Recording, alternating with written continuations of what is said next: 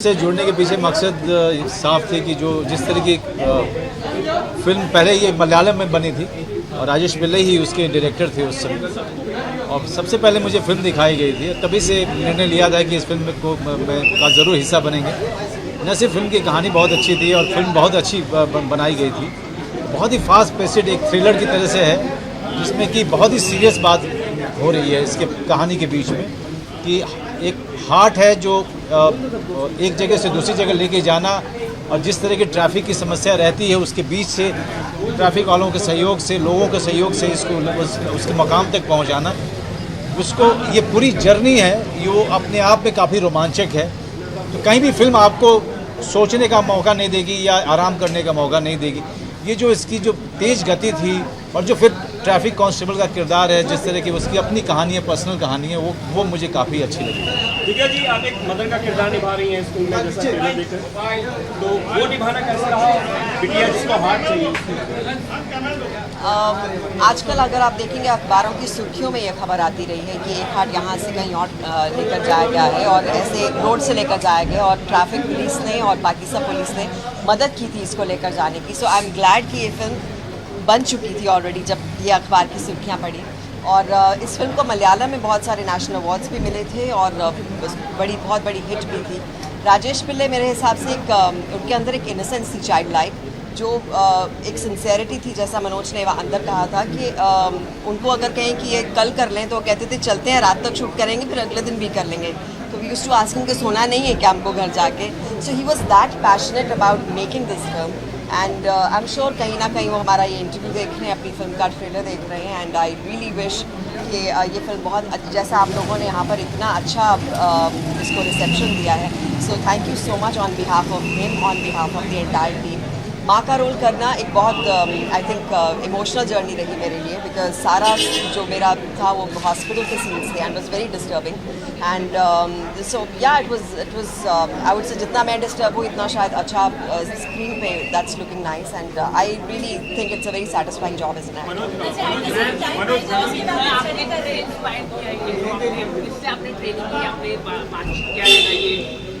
नहीं, एक कांस्टेबल है जो मुंबई का है, और मुंबई में जितने भी अपने कांस्टेबल आप देखेंगे वो कहीं ज़्यादातर लोग जो है छोटी छोटी जगहों से आते हैं महाराष्ट्र के।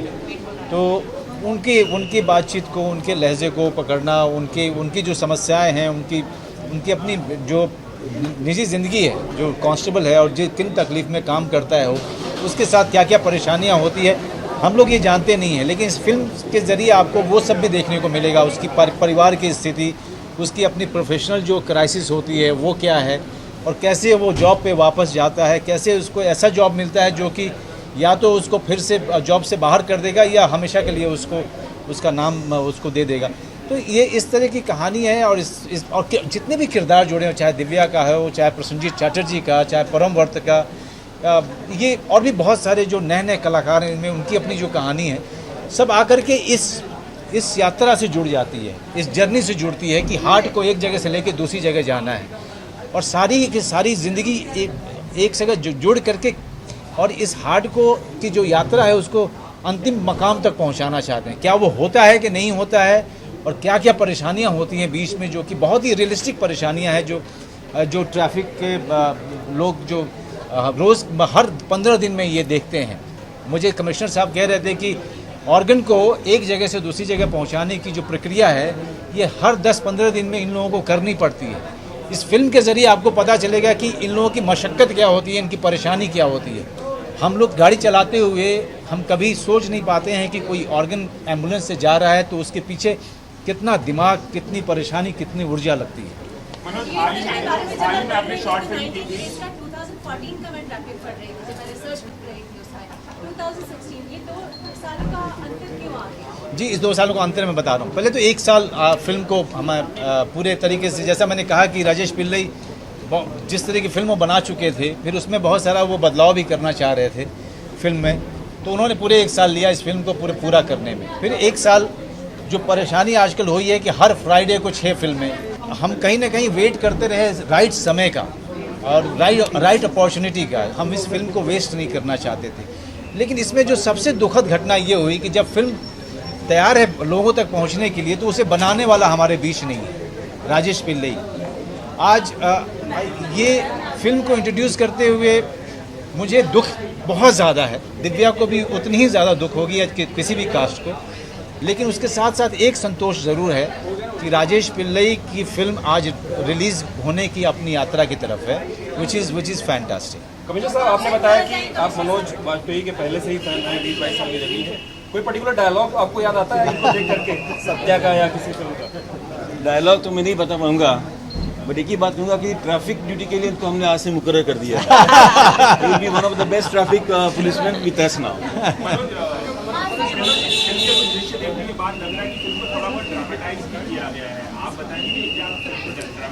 देखिए, पूरी कहानी को सबकी जीवन जितने भी किरदार हैं इसमें सबकी अपनी कहानियां हैं जो आप देखेंगे। ये ट्रेलर जो आपने देखा है ये कुछ नहीं है, जब आप फिल्म देखेंगे तो वो और भी रोमांचक है, क्योंकि ऑर्गन अब डेड होने से पहले उसे किसी की जगह तक पहुंचाना है, इससे बड़ा रोमांचक कुछ हो नहीं सकता है। तो उसमें ड्रामा उसके रोमांच से आ रहा है, उसको क्रिएट करने की कोशिश नहीं की गई है। निर्देशक की बात हो रही है, तो कोई शूट के दौरान कोई एक ऐसी बात जो हमेशा वो आप लोगों को बोलते थे या समझाते थे? मुझे तो राजेश पिल्लई की जो बात याद आती है कि जहाँ भी जाते थे वो प्रॉन खोजते थे कि यहाँ प्रॉन मिलेगा कि नहीं मिलेगा। किसी गांव में भी शूटिंग करते थे हम क्योंकि अगर देखा होगा कि गाड़ी मैं चला रहा हूँ तो जैसे जैसे गाड़ी आगे बढ़ती जाती थी हम लोग फिर खाना खाने के लिए पूरी बेस कैंप बनता था, तो वहाँ पे प्रॉन ज़रूर खोजते थे वो कि यहाँ प्रॉन मिलेगा कि नहीं मिलेगा। तो खाने के समय में ही वो आदमी आराम करता था और खाना खाते समय वो खाना इंजॉय करता था वो आदमी। तो राजेश पिल्लई की ये बात मुझे कभी नहीं भूलती कि चाहे वो हैदराबाद में हमने शूटिंग की हो, चाहे हमने पूना में शूटिंग की हो या मुंबई में की हो, प्रॉन हमेशा होना चाहिए था उनके खाने में।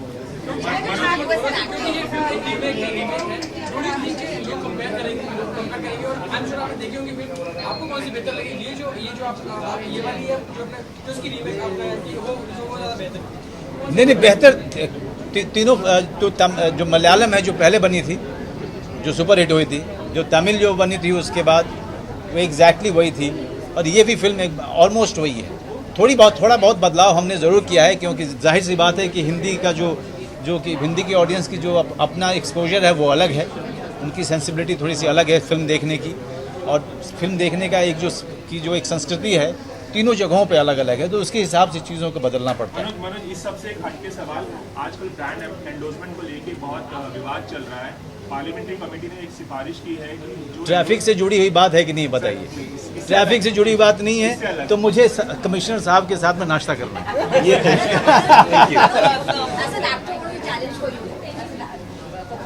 देखिए, पूरी फिल्म में एक गाड़ी में बैठ करके स्टीयरिंग घुमाना है, और स्टीयरिंग घुमाते हुए उसके बाद दो और किरदार हैं, उनके ज़िंदगी में बहुत सारी चीज़ें हो रही हैं।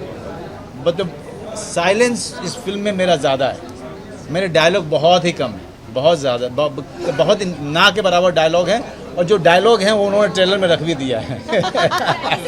लास्ट टू क्वेश्चंस क्या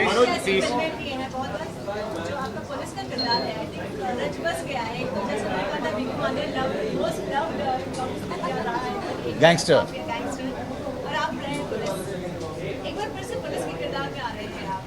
traffic constable, completely different.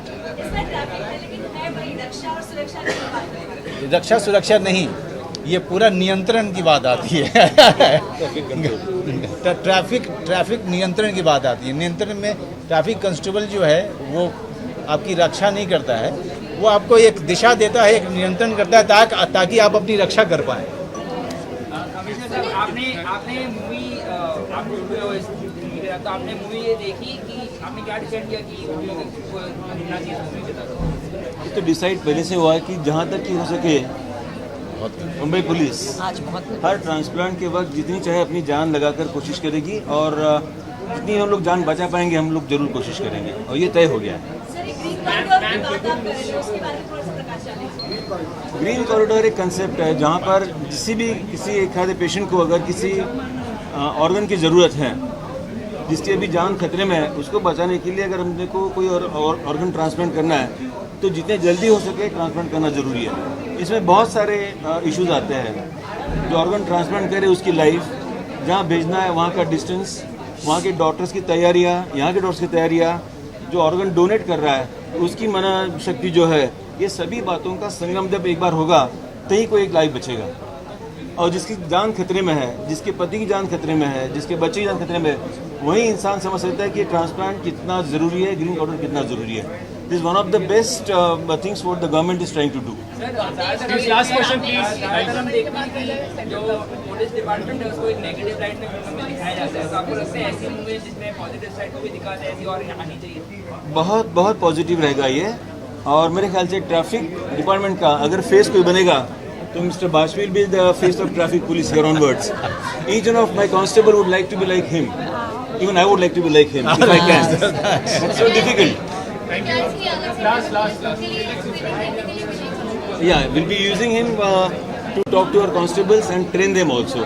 I'll be arranging a separate lecture of Mr. Vajpayee to all only traffic constables to tell them how important it is to save somebody's life, which I hope you will be doing. Thank you.